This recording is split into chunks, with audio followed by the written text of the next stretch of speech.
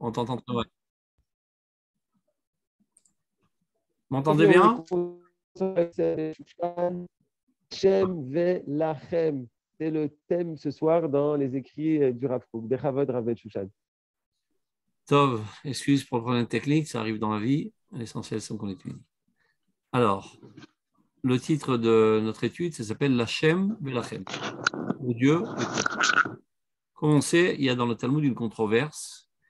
Est-ce que le fait, est-ce que vous pouvez éteindre les micros parce que ça dérange, est-ce que les fêtes doivent être totalement pour Dieu ou on peut aussi s'adonner à nos besoins corporels? Donc, il y a une controverse. Il y en a qui disent, comme il y a marqué Atzeret Yelachem, Atzeret Yelachem, il y en a qui disent qu'il faut s'adonner totalement à Dieu, d'autres qu'il faut donner totalement au plaisir corporel, disons, pour avoir Oneg Yom Tov.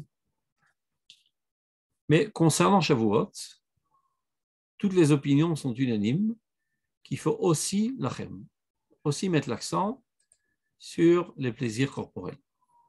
Alors, c'est ça qu'on va développer ce soir. Regardez. Amar Rabbi Elazar, Akol modim ba'atzeret de barina nami lachen. Ma'itama, yom shinitna botorahu.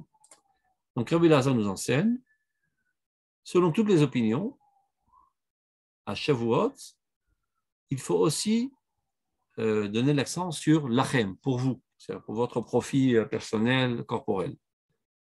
Quelle en est la cause, Ma'itama, yom shinitna botorah, car c'est le jour dans lequel a été donnée la Torah.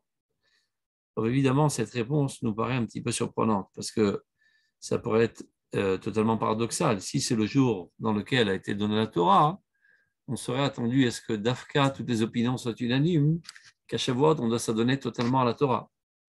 Et là, on voit exactement le contraire. Comme c'est le jour dans lequel a été donnée la Torah, alors là, toutes les opinions sont unanimes, qu'il faut aussi bien manger, bien dormir, bien boire, etc. etc. Donc c'est ça ce que le Rav Kook va expliquer. La question est claire, c'est bon? Si vous mettez vos caméras, ce sera plus sympa. Je n'ai pas l'impression de parler à un mur. Amoussa et Elion chez la Yachid. Tout va bien. Non, mais si je vous vois, ce sera mieux parce que je vois un mur noir, alors c'est pas sympa. Moi, je ne peux pas mettre ma caméra parce que je suis au travail, donc je vous écoute. Pas de problème. On continue. Amar Belazar. Amoussar a Elion chez la Yachid ou Moussaro chez la Klal Kulo. C'est la morale suprême provenant de Dieu concernant l'individu et aussi la morale concernant le collectif. Alors, Imakol modim ba'atzeret de ba'ina nami lachem, mipnei shiyom shinitna botorahu, shomim anu mize, mahena argashot hakdoshot shel yedei hayom hakadosh yom shinitna botorah tzichot lidrashem benafshotenu biachas laklal kulo. Ça veut dire, si toutes les opinions sont unanimes, qu'à Shavuot, à Tzeret, on a besoin aussi de nous exprimer dans nos besoins corporels, matériels. Et l'argument, c'est d'Afka, parce que c'est le jour où la Torah a été donnée. Alors on entend de cela, quels doivent être les sentiments saints dans lesquels, dans ce jour saint, la Torah a été donnée, doit avoir un impact dans notre âme, concernant aussi la collectivité. Alors là, il va commencer à expliquer. Alachem shel yachid, uktipa achat betoch hayam hagedol shel haklal. Le lachem, c'est-à-dire on va arrêter de traduire par vous et Dieu parce qu'on va pas comprendre de quoi il s'agit. On va dire, à partir de maintenant, on va changer les termes. Lachem, on va dire la spiritualité, et lachem, on va appeler ça la matérialité. Donc, c'est pas une lachon lechem qu'on le parle, mais lachem pour vous. C'est-à-dire ce que votre corps nécessite. Donc, la matérialité de l'individu ne réalise qu'une goutte dans l'océan de la collectivité. Ça veut dire les besoins matériels de l'individu, c'est manger, dormir, avoir une belle maison, une belle bagnole, etc. Et on a vite fait le tour du patelin. Mais lorsqu'on parle des besoins matériels d'une nation, eh ben, c'est des structures, des infrastructures, une armée, une technologie, la recherche, l'agriculture, une infinité de domaines d'activité pour que la nation puisse se maintenir. Donc, lorsqu'on parle de matérialité de la nation, il en va de, je sais pas, 100 000 fois plus que la matérialité de l'individu. Al-ken tzrichim אנחנו בעצרת לקלוט את המחשבה של הלחם הכללי. Donc, le jour de Shavuot, nous devons intégrer et comprendre le besoin de la matérialité concernant la collectivité chez la Lachem chez le Klal Israël, pas n'importe quelle collectivité, évidemment la collectivité de Klal Israël. Mais non, une fois qu'il a expliqué ça, maintenant on revient a priori l'antagonisme de l'argument qui a été donné dans la Gemara. Mipnema, atam shu yom shinitna botorah, mechayev u leodot de ba'ina nami lachen, yoter me'amim kdoshim acherim. C'est-à-dire qu'on l'a dit précédemment, si concernant les autres jours de fête, les opinions sont partagées, est-ce qu'on doit s'adonner totalement à la Torah, à l'étude de la Torah, à la spiritualité, à la prière, ou totalement à la nourriture, etc., ou partager? Concernant Shavuot, toutes les opinions sont unanimes, qu'on est obligé aussi de donner une expression à nos besoins corporels, matériels. Et l'argument est parce que c'est le jour dans lequel a été donnée la Torah. Et là, il explique pourquoi. 2 secondes.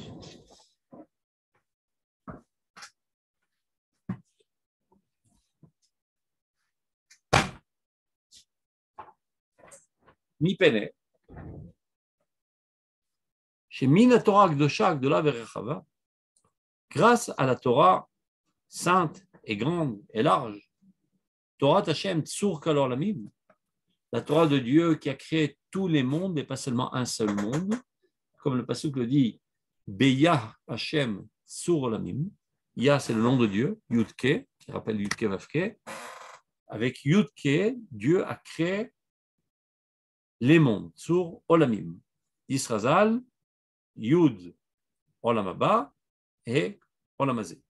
Yud, c'est une toute petite lettre qui n'a pas tellement de volume, donc qui rappelle plutôt la spiritualité, relate la spiritualité du Olamaba, alors que le He, qui est une lettre assez grosse, assez volumineuse, elle rappelle plutôt la matérialité, donc elle est en relation avec ce monde-ci, le monde matériel.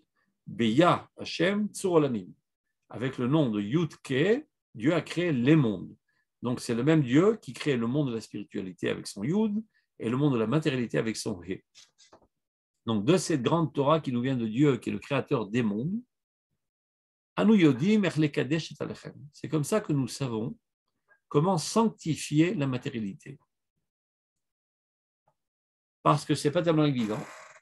On le voit par exemple dans les autres religions, il y a une très grande réticence, pour ne pas dire pire, envers la matérialité. Les religions autres que le judaïsme pensent qu'on ne peut approcher Dieu que dans l'abstraction totale, dans la spiritualité, dans les cieux, et tout ce qui a trait à la matérialité est du domaine du Satan. Donc si nous non plus n'avions pas reçu la Torah, il se peut très probablement que nous ayons aussi développé une telle approche envers Dieu, de penser qu'on ne peut s'y rapprocher que par la spiritualité.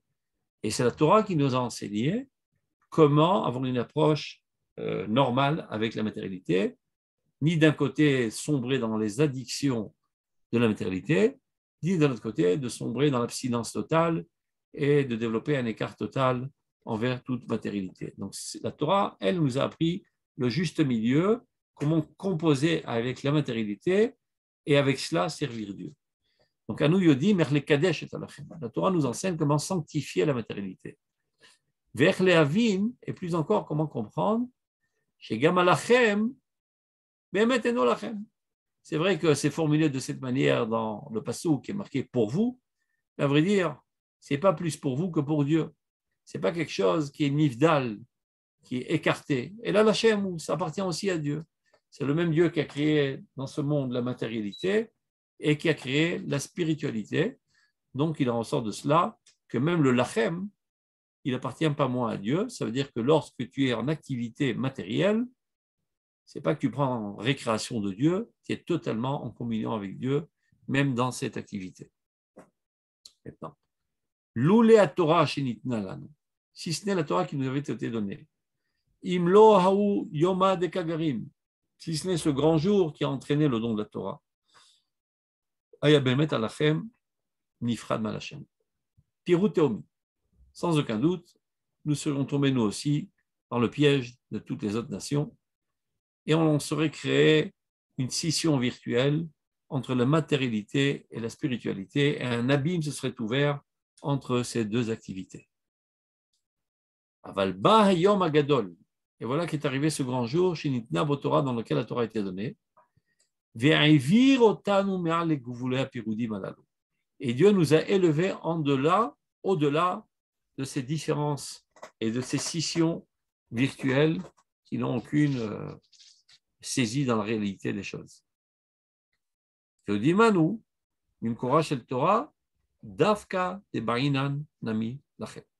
donc, on apprend de la source de la Torah, et dafka le jour où la Torah a été donnée, ça doit s'exprimer par le grand chidouche de la Torah.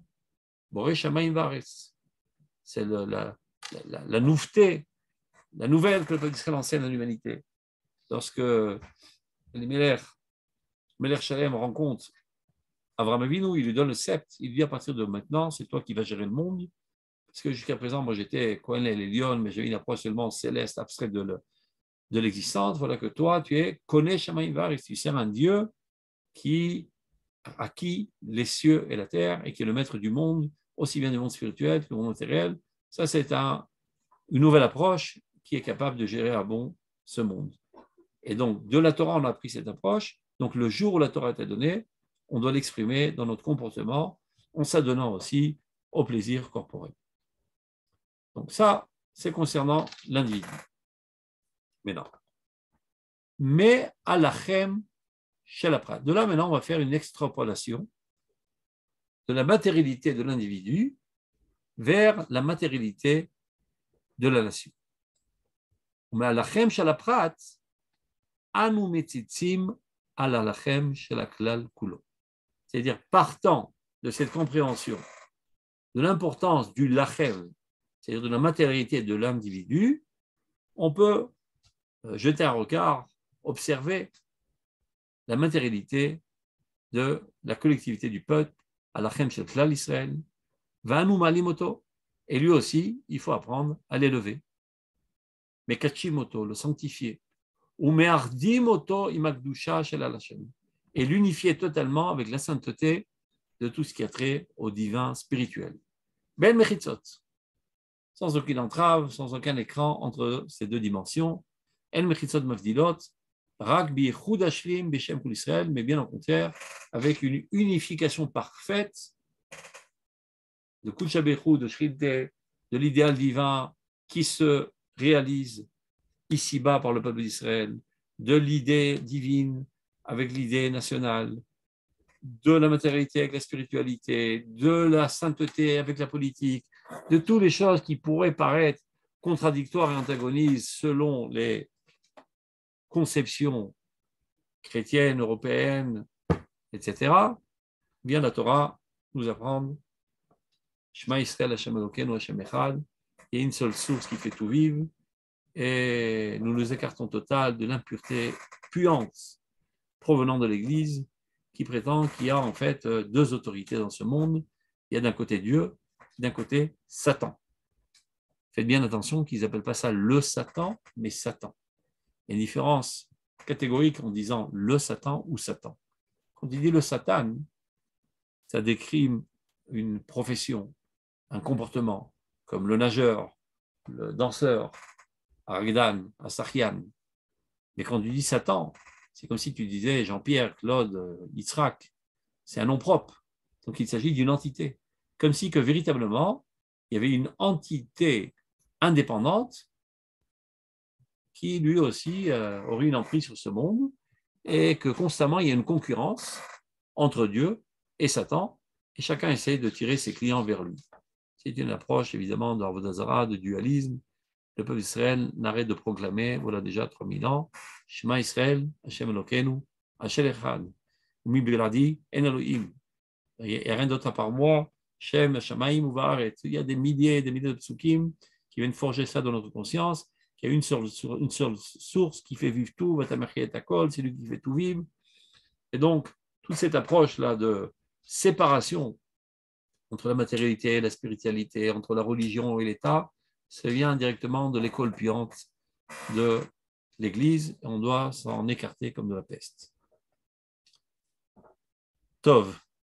Maintenant, évidemment, chaque fois qu'on enseigne des concepts comme ça antichristianistes, c'est pas qu'on a une dent contre le christianisme, au contraire, on aime les chrétiens, on veut les sauver de cette idiotie.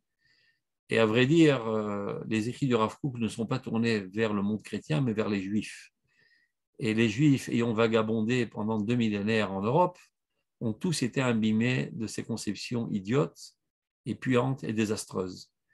Et malheureusement, même les étudiants de la Torah, qui ne sont pas adonnés à l'étude des fondements essentiels de l'Aïmouna, eh bien, comme on dit, il n'y a pas de vide, il n'y a pas de vacuum. Leur esprit a été imbibé des conceptions environnantes, et donc sans se rendre compte, de manière consciente ou inconsciente, ils ruminent ces concepts idiots, et même ils osent les orner avec des pseudo-sources de la Gemara et du Tanakh, etc., pour consolider ces conceptions idiotes. C'est à propos de cela qu'il est dit à Hanouka, Nitmeu kol hashmanim, ont été impurifiées toutes les huiles, l'huile étant le symbole de la sagesse, même la sagesse de la Torah. Depuis Yavan, les prédécesseurs, disons, du christianisme, depuis Yavan, il y a eu une influence et un impact désastreux sur le peuple d'Israël, de manière que toute la sagesse juive, la sagesse de la Torah, malheureusement, a été influencée par ces conceptions. Mis à part la petite fiole qui était cachetée par le cachet du Kohen Gadol qui rentre dans l'intérieur de l'intérieur, à Yom Kippour, qui vient symboliser la Torah de la Kabbale, qui, elle, étant codifiée, n'a pas été salie par les mains impures des Goïm. Ils n'y ont pas eu accès, et donc ils n'ont pas pu s'en occuper et l'interpréter à leur manière. Et de ce fait même, les Juifs n'ont pas été, on va dire, influencés quant à ces domaines. Donc ceux qui ont étudié à travers les générations la Torah de la Kabbale ont gardé l'originalité du judaïsme, qui parle d'une seule source qui gère tout. Ceux qui ne l'ont pas étudié, malheureusement, ont été totalement ravagés. Et c'est pour ça que le Rav Kook, à notre époque, on vit en Eretz Israël, et le temps est arrivé de reconstruire de notre nation. Évidemment, reconstruire une nation, ça ne peut pas se faire seulement dans les domaines spirituels, il faut aussi établir les structures matérielles. Donc, de fait, nous sommes en train de le faire. Alors là, le moment est arrivé d'aller ouvrir le coffre-fort de la Torah de la Kabbale et d'enseigner au peuple d'Israël la nourriture spirituelle adéquate à cette nouvelle ère dans laquelle, de toute manière, nous sommes appelés à réunir à nouveau ces deux dimensions. Et c'est pour ça qu'il écrit cet article, comme plein d'articles ressemblants. On continue. Donc, les Kadesh et Alachem Klali. Arrêtez d'avoir une réticence envers tous les aspects matériels de la nation, c'est-à-dire les structures, l'armée, l'État, la politique, la science, le développement, etc. Al nabit be'enechol al kol ma shechazek et akoach aklali. De grâce, ne regardons pas d'un regard laïque tout ce qui viendrait renforcer la force générale de la nation. Et kol ma shemaged oto, tout ce qui œuvre à l'unification de la nation par quelque moyen qu'il soit. Et kol ma shenoten lo koach ve'otzma, tout ce qui donne de la force et de la puissance, la mode neged kol hagalim, as-soharim les valets auto, pour se tenir contre toutes les vagues qui tendent à l'effacer. Malheureusement, jusqu'à présent, les goïms ne nous aiment pas. On les dérange. Nous sommes l'enquiquineur universel qui est toujours là à prôner la morale et qui empêche la bête humaine, avec ses tendances barbares, de s'exprimer librement. Ça leur fout des scrupules, des sentiments de culpabilité. Et donc, une seule envie, c'est de faire taire une bonne fois pour toutes ce maître à penser de morale qui nous enquiquine. Donc, les goïms n'ont qu'un seul rêve, c'est d'effacer le peuple d'Israël. Et si nous ne tenons pas sur nos gardes, sans aucun doute, qu'ils réussiraient malheureusement à porter atteinte très très grave contre notre peuple. Donc, tout ce qui s'adonne à la sécurité du peuple d'Israël consolide la spiritualité et le message du peuple d'Israël.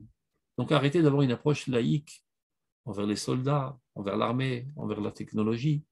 Toutes ces structures consolident l'aspect matériel du Israël, qui est le support du message spirituel du Israël, qui va amener finalement l'humanité entière à la morale divine et retrouver le bonheur de laquelle elle est digne. Donc, Nilmod, d'abord, nous devons étudier. N'oublions pas que nous avons vécu 2000 ans dans cette dimension d'écart total de la matérialité, d'écart total de la collectivité, vu que nous vivions seulement à l'échelle individuelle et partis aux quatre coins du monde. Donc, nous devons réapprendre le judaïsme originel tel qu'il était avant notre exil.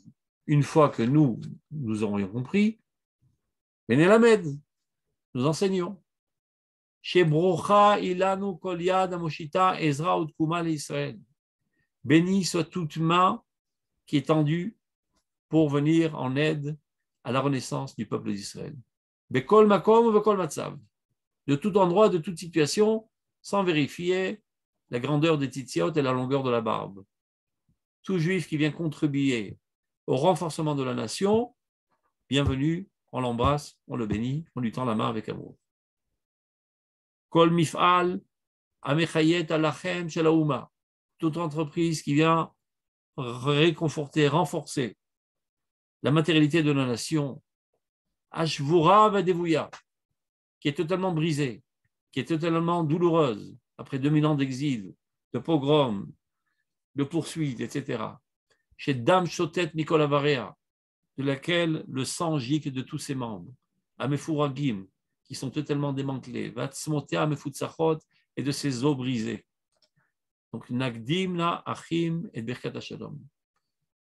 Devançons tous nos frères avec une bénédiction de paix, Yachol Doresh Tov l'Israël, à tout celui qui recherche le bien d'Israël, même s'il se trompe, même s'il a des conceptions idiotes, même s'il pense que ce qu'il fait, c'est le mieux pour Israël, alors qu'il fait des choses qui peuvent porter atteinte. Nous voyons les intentions et l'énergie qui est investie, et c'est la chose essentielle. Il se trompe, on lui expliquera comment mieux faire. Et d'abord, avant tout, son intention est bonne, il veut le bien du peuple, il veut la renaissance du peuple, il veut l'édification de la nation. Toutes ces énergies positives, on les embrasse, on les enlace, on les bénit, on les sanctifie. Nekadesh na et alachem aklem. Donc, sanctifions la matérialité collective. Et alachem asher be'emet lachem, qui à vrai dire, ce lachem, cette matérialité, c'est une illusion. Elle n'est pas seulement pour nous, elle est essentiellement pour Dieu, car nous sommes au service de Dieu, nous sommes l'envoyé de Dieu dans ce monde, nous sommes la nation de Dieu dans ce monde, nous sommes le porte-parole de Dieu dans ce monde, nous sommes la plateforme politique de Dieu dans ce monde. Az nit'om kol hayamim atam hagadol zeshte alechem. Korban hachag hakadosh hazeh shenitnat Torah chametz te'afena. Vem birkat Hashem. Alors nous pourrons goûter pour toujours le goût grandiose des deux pains qui étaient le korban de cette grande fête et sainte que nous apportions à Shavuot. Mais dans ce qui est assez surprenant, ça peut aussi froisser les esprits, Dafka Shavuot, Chametz. À Pessah, Matzah. A priori, Pessah, c'est la rédemption matérielle. Nous étions des esclaves et nous sommes sortis à la liberté nationale. Alors que Shavuot, c'est la rédemption spirituelle. C'est là qu'on a été enrichis de la Torah. Et on sait très bien que le pain symbolise le volume, la grandeur, la matière. Alors que la matzah, qui est rapla-plat, symbolise plutôt la spiritualité. Et voilà que les valeurs sont inversées. Encore une fois, ça revient à ce qu'on a dit. D'Afka à Shavuot, on a appris à sanctifier la matérialité. Et c'est la raison pour laquelle le korban de Shavuot sera fait par du Hametz. C'est là qu'on a appris comment composer avec la matérialité. Là, il est dit, l'Hachem, la Kohen, qui apporte le korban, quelqu'un a fauté, donc il veut expier sa faute, il apporte une offrande à Dieu. Donc, qu'est-ce qu'il apporte? Je ne sais pas, un mouton. fait ça sur le feu, c'est délicieux. Non, il donne à Dieu. Oui, mais Dieu, il ne mange pas de mouton, ce n'est pas exactement ce qui l'intéresse. Donc, il nomme un représentant qui mangera à sa place, le Kohen. C'est bizarre, c'est-à-dire j'ai un problème spirituel, j'ai fauté, transgressé Shabbat, j'ai mangé taref, j'ai eu des relations sexuelles interdites, peu importe, j'ai fauté de manière gravissime. Et voilà qu'un homme comme moi, en chair et en os, déguste un steak bien grillé sur le feu et ça pardonne mes fautes. C'est un petit peu compliqué à comprendre dans les conceptions religieuses habituelles. On aurait supposé que tu dises des phrases mystiques, etc. Et c'est comme ça, en une élévation spirituelle, que tu peux effacer ta faute. Eh bien non, tu apportes un korban qui se mange par un bonhomme en chair et en os. Comme si Dieu disait que moi, je renonce au repas, je le donne au Kohen. Et comment ça marche?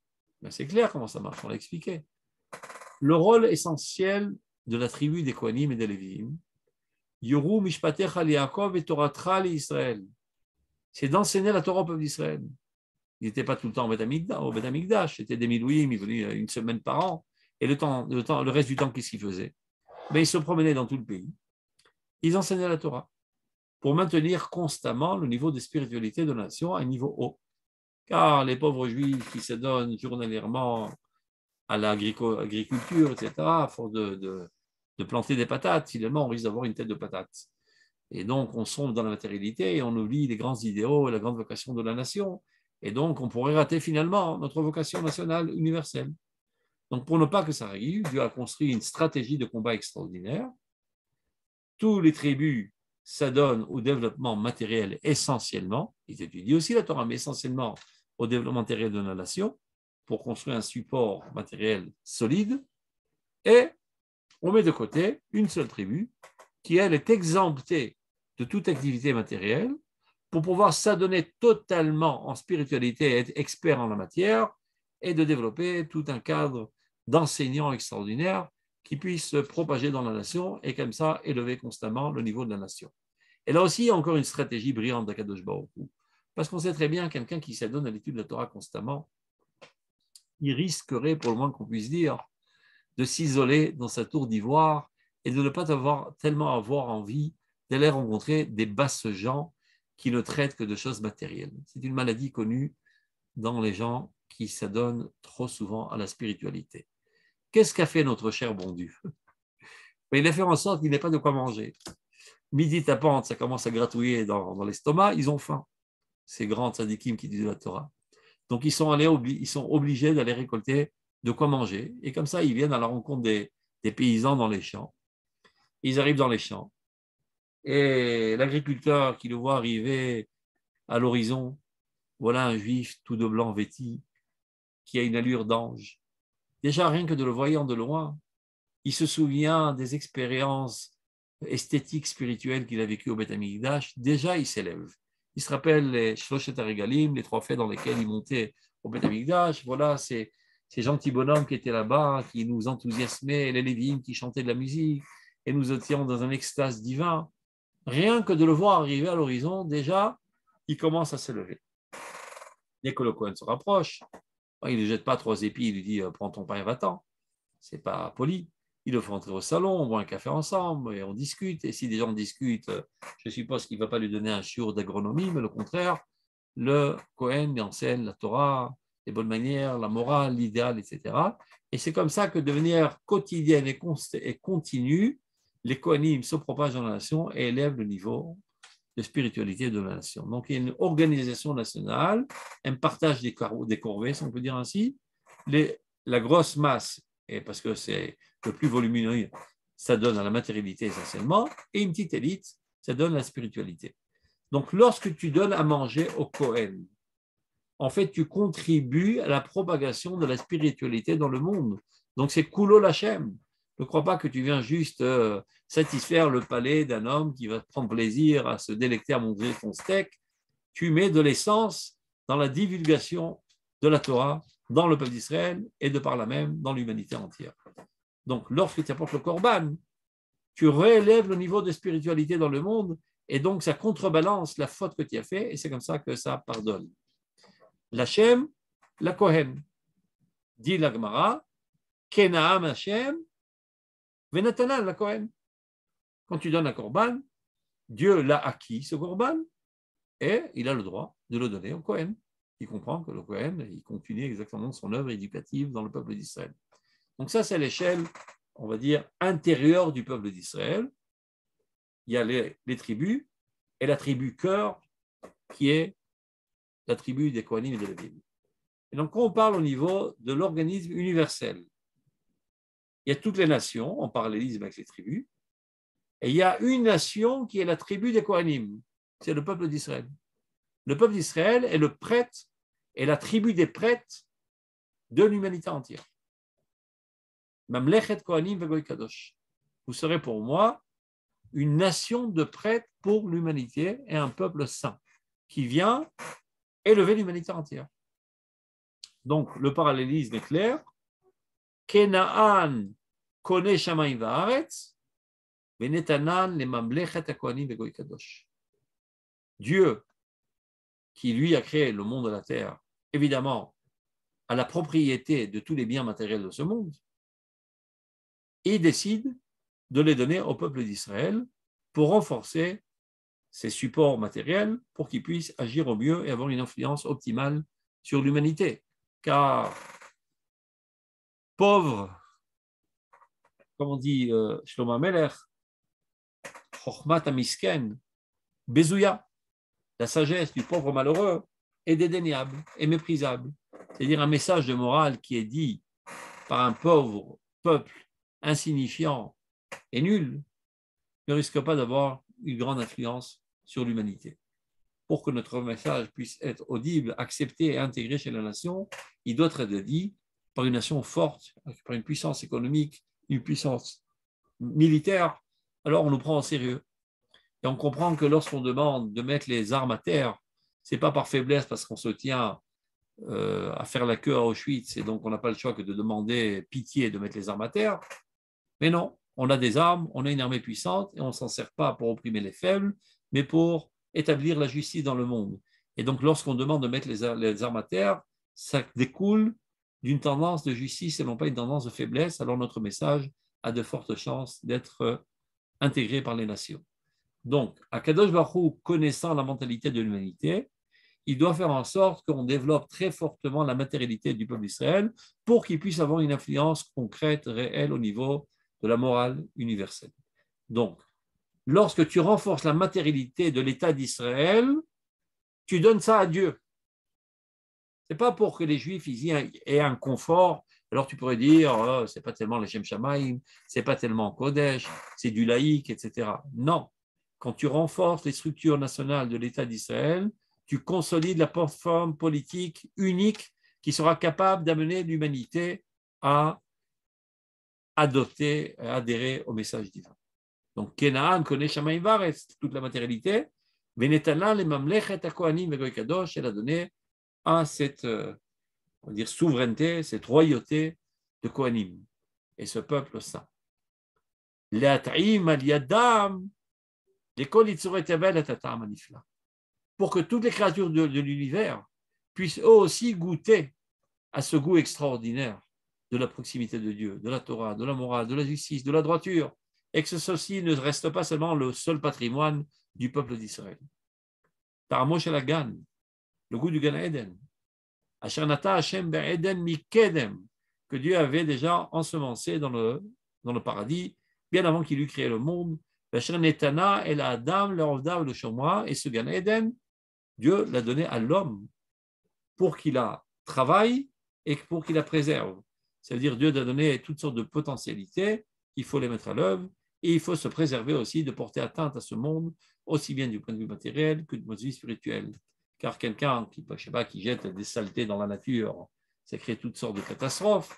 Et de même, quelqu'un qui jette des saletés spirituelles dans la nature par des comportements ignobles d'immoralité, de manque de pudeur, etc., ça aussi, ça infecte la nature et ça propage toutes sortes de haïdakim, de microbes qui créent des désastres.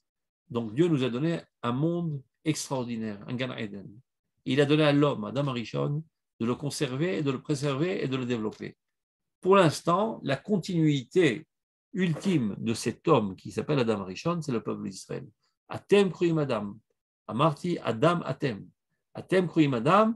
Venu motorlam kruim Adam. Pour l'instant, l'humanité n'est pas encore arrivée au niveau d'homme. Dans sa potentialité la plus profonde, elle a un Tselem Elohim, mais dans sa conscience, malheureusement, on voit les crapuleries dans les guerres, les pillages et les viols et toutes les saletés ignobles des nations. Et c'est notre rôle, on y croit, on est persuadé qu'on arrivera à les élever, s'appuyant sur le fait que dans tout être humain, il y a Tselem Elohim Sheba Adam.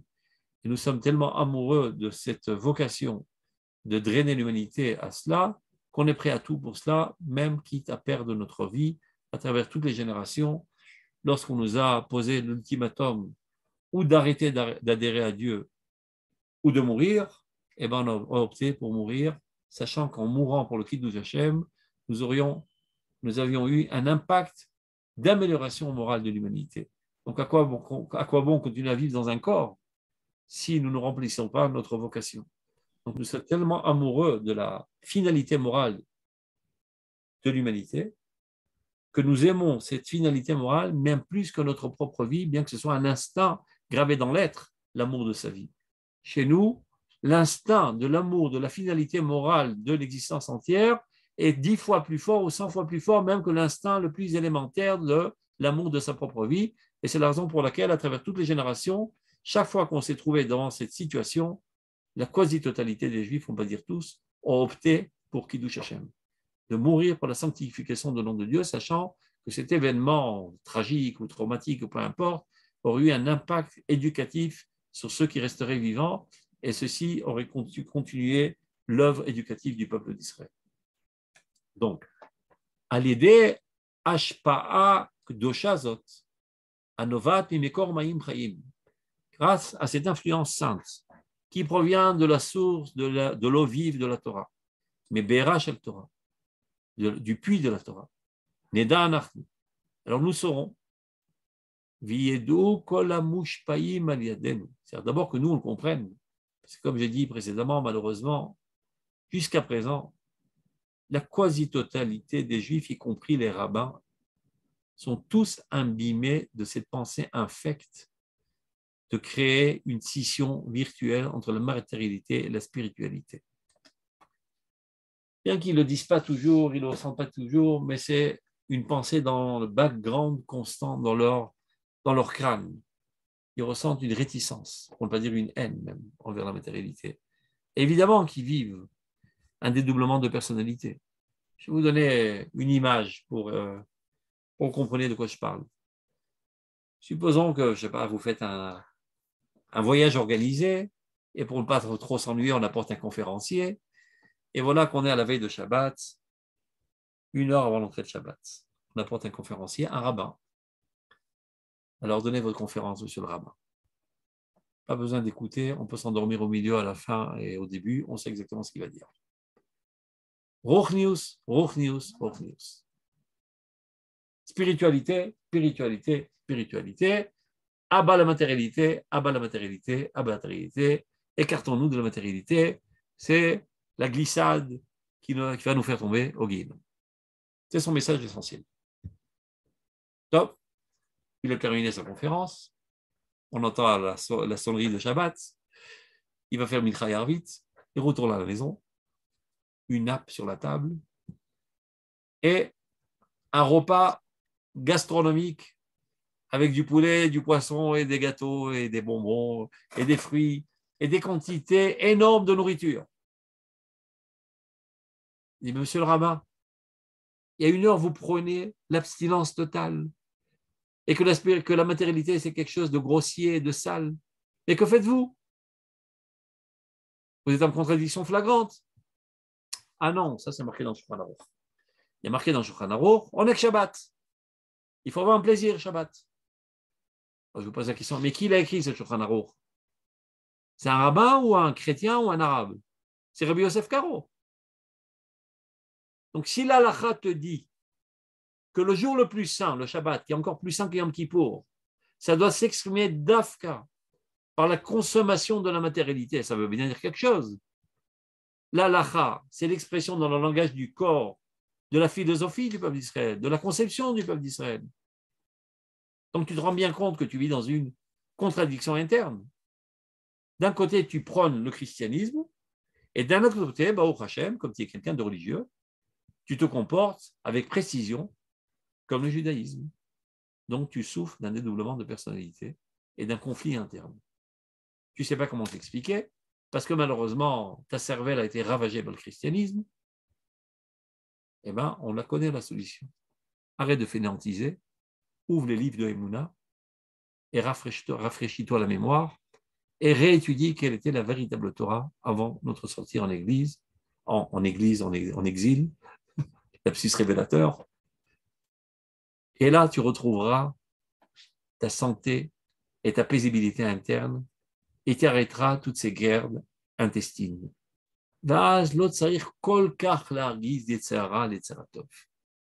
Arrête constamment d'énerver tes tendances spirituelles contre tes tendances matérielles et de créer des guerres intestines qui ne font que de détruire.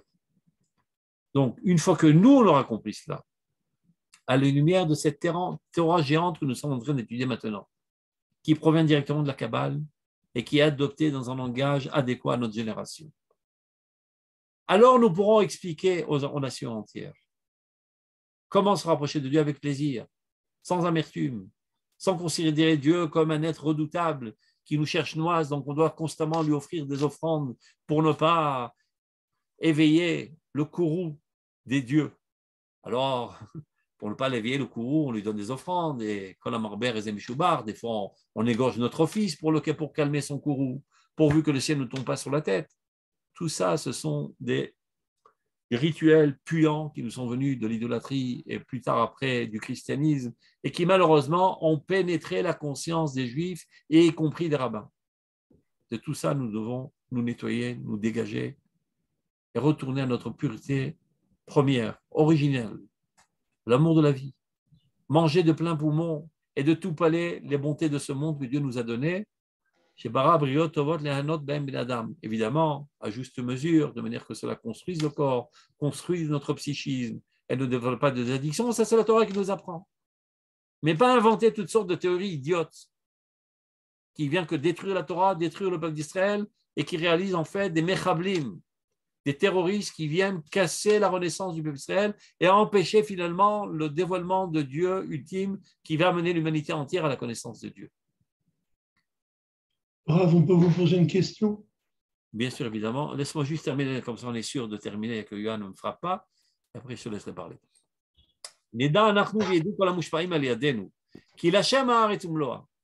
Que toute la terre appartient à Dieu et tout ce qui est compris. Tevel veyoshveba, tout ce qui est dans l'univers. Mais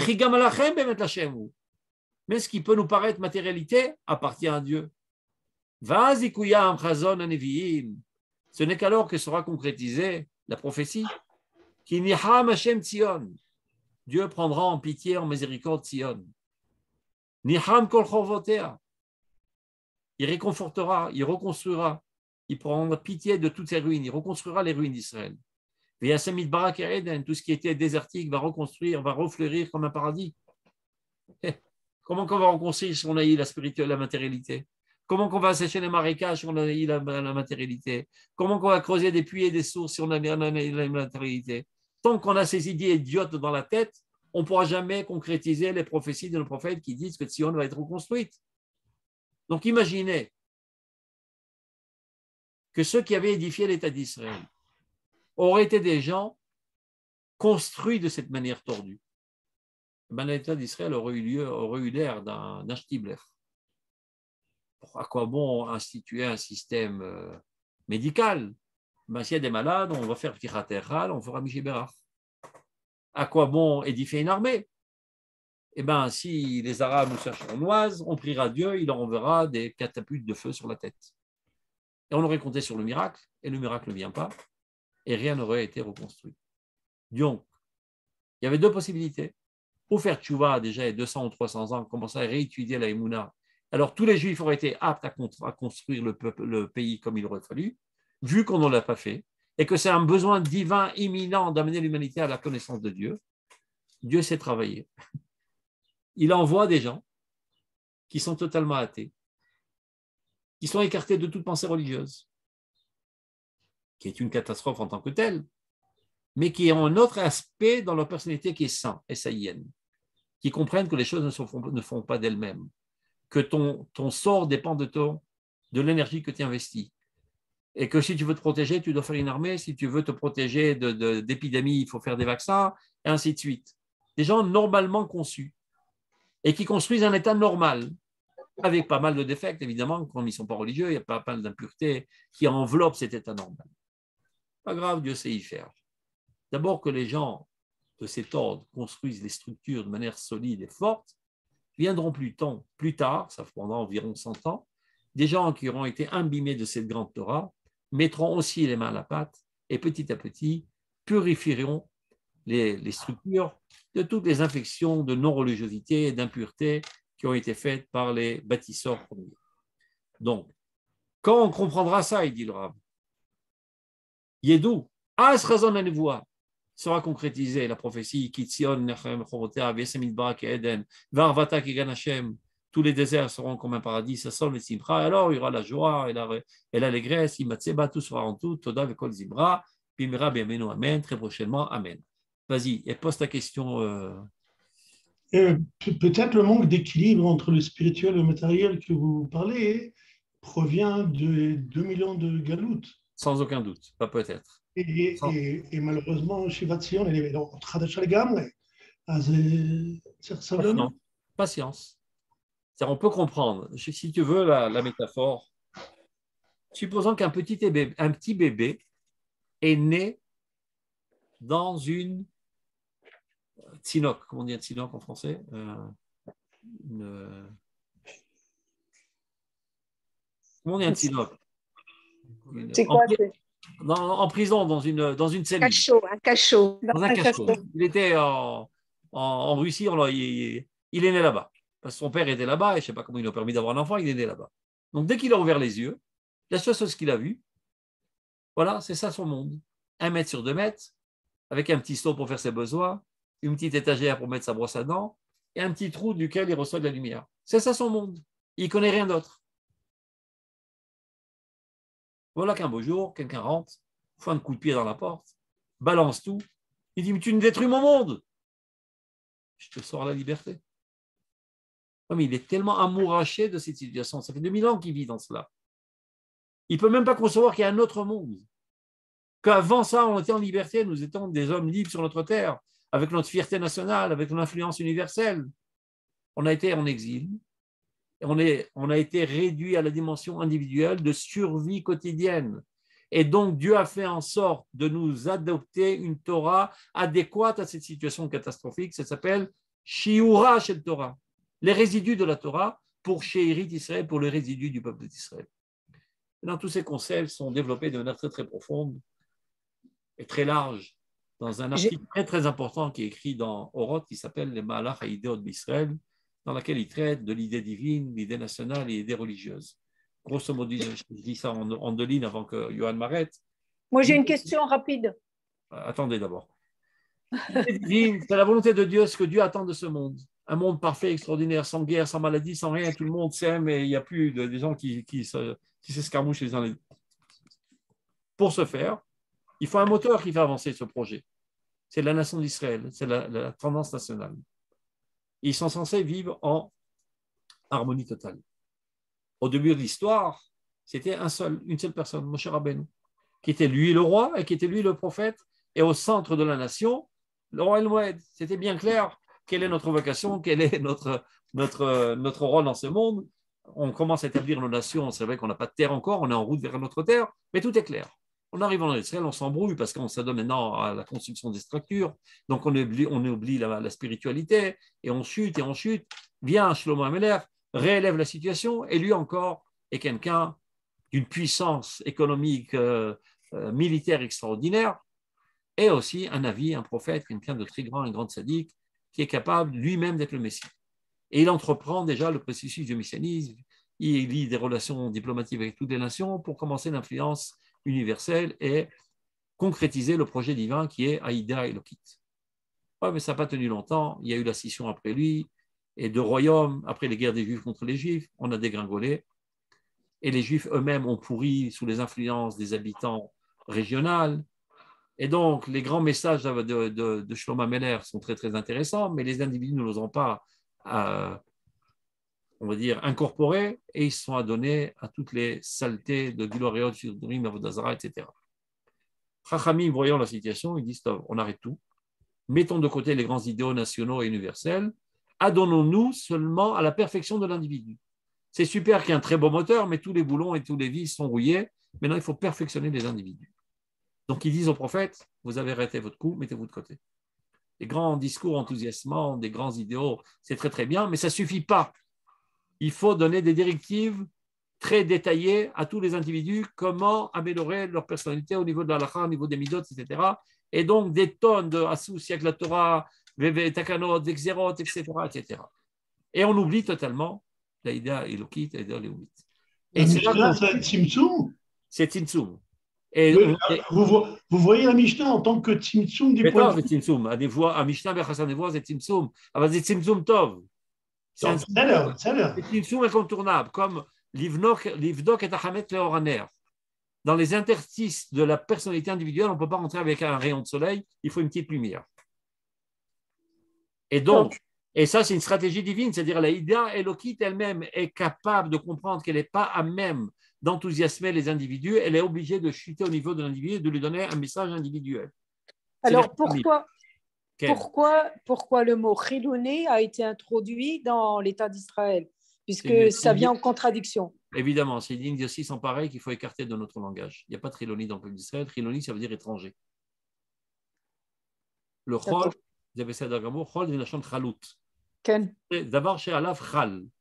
C'est le support sur lequel doit reposer la spiritualité. Il n'y a aucune contre corps l'âme, Aneshamalach vagouf parolah, on dit dans les slichot.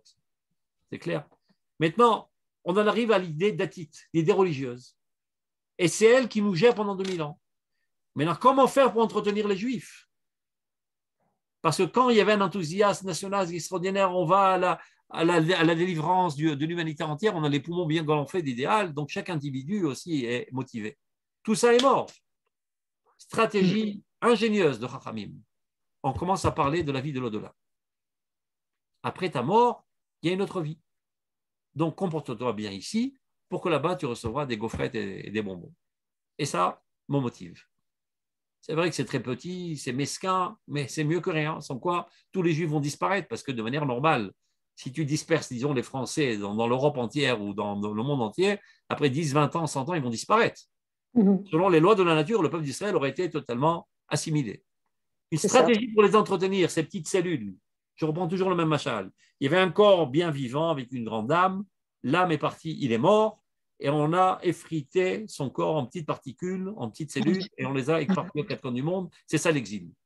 Donc évidemment qu'on ne peut pas donner la même nourriture à ce corps vivant sur sa terre, avec la shrina parmi lui, à ces petites cellules individuelles. Il faut accommoder. Et Chachamim, sous l'impulsion divine, ils ont su comment le faire de manière brillante. Aïda Datit. Et donc, pour les motiver, on leur dit comporte-toi bien. Ce n'est pas qu'ils ont inventé de toutes pièces. Ça a toujours existé, mais il n'y avait aucune nécessité d'en parler et c'était totalement futile et totalement non nécessaire. Parce que quand tu es sous le soleil éclatant, tu n'as pas besoin de balader avec une petite bougie, ça paraît ridicule. Mais quand tu es dans l'obscurité totale, tu as besoin d'une petite bougie pour frayer ton chemin et pour t'éclairer, pour te réchauffer et pour t'enthousiasmer. C'est ce qu'on fait Chachamim. Sachant que cette petite idée d'atit, on va dire, au compte-goutte microscopique de l'Aïda Elokit, petit à petit nous ramènerait et nous redonner espoir à reconstruire notre terre, reconstruire notre pays, reconstruire les Beth Amikdash. Et ça a réussi. Après 2000 ans d'exil, on retourne à Tzion. Mais là, avec des difficultés. Et là, on reconstruit notre dimension nationale. Et là, on doit maintenant faire apparaître la dimension divine, l'Aïda Elokit, l'idéal universel. Mais comme tu l'as dit si bien, Tzvi, ayant vécu pendant 2000 ans dans cette petite cellule, on s'y est accommodé, on ne connaît rien d'autre, on a une difficulté psychologique à s'y détacher. Donc viennent des gens qui eux, ne comprennent pas grand-chose à la Torah, mais ils comprennent que cette situation n'est pas normale. On ne va pas rester toute notre vie dans une petite cellule. On a besoin aussi de notre fierté nationale, de notre orgueil national, de notre liberté, de notre économie indépendante. Donc, il fout des coups de pied partout et il balance tout dehors. Non, c'était un petit peu, il rentre dans l'exbot, il casse un petit peu trop de verre, etc. Mais ça, Hakol, il nous ramène à une santé psychique normale qu'on aurait dû faire de nous-mêmes. Mais par fainéantise des rabbins qui n'ont pas étudié ces thèmes, mis à part des sommités rabbiniques comme le Rambam et d'autres comme lui, la quasi-totalité des rabbins ne seront adonnés qu'à la maintenance religieuse de la survie de l'individu. Et voilà qu'arrive le processus grandiose du sionisme. Ils ne comprennent pas ce qui arrive. Quel rapport avec le judaïsme? Le judaïsme, c'est mettre les tefilines. Les tefilines, c'est du murmurer des télim. Nous, les Juifs, on ne fait pas l'armée. On n'a jamais fait de l'armée de notre vie, d'ailleurs. Il n'y a qu'à voir dans la Bible. Jamais Moshe Rabbeinu a fait l'armée. Israël a fait l'armée. Jacob a fait l'armée. Jamais Yeshua n'a fait l'armée. Jamais les Maccabim n'ont fait l'armée. Mais que ce soit des idioties, mais ils s'auto, comment on dit ça, convainquent de mensonges pour consolider leur conception idiote. Donc Dieu sait y faire, il envoie certaines forces prémices avec plein de vigueur et de force et de courage pour remettre d'abord la situation dans un état normal psychique humain. Après, Akadosh Baruch Hu, il fait en sorte aussi d'apporter Shaliach Eloki Miyuchad, qui était parfaitement conscient de sa shlichut, qu'il est Miriam Shelachani Hashem, le Rav Kook. Il le dit de lui-même.